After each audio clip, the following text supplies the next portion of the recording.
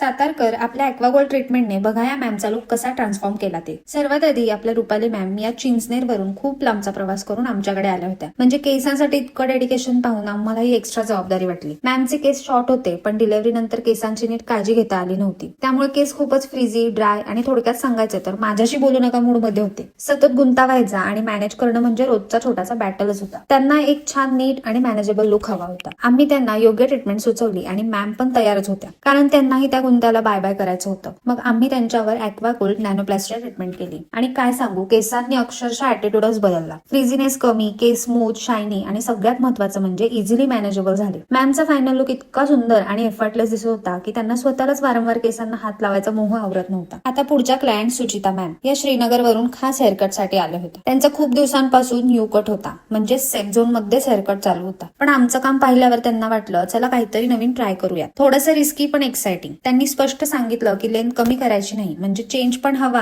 आणि लेंथ पण सेफ पाहिजे. थोडक्यात क्लासिक क्लायंट डिमांड. मग आम्ही त्यांना सॉफ्ट लेअर कट सुचवला. या कट मध्ये आम्ही लेंथ मेंटेन ठेवत हलक्या लेअर्स दिल्या, ज्यामुळे केसांना छान मुवमेंट आणि व्हॉल्यूम आला. फायनल लुक खूपच फ्रेश, सॉफ्ट आणि स्टायलिश झाला. अगदी थोडा चेंज पण मोठा डिफरन्स असा. सुचिता मॅमना त्यांचा नवीन लुक इतका आवडला की मिरर सोडायला तयारच नव्हत्या. अशा प्रत्येक क्लायंट सोबत एक वेगळी स्टोरी असते आणि योग्य ट्रीटमेंट किंवा हेअरकट दिल्यावर त्यांचा कॉन्फिडन्स कसा वाढतो हे बघणं हाच आमच्यासाठी सगळ्यात मोठा रिवॉर्ड आहे.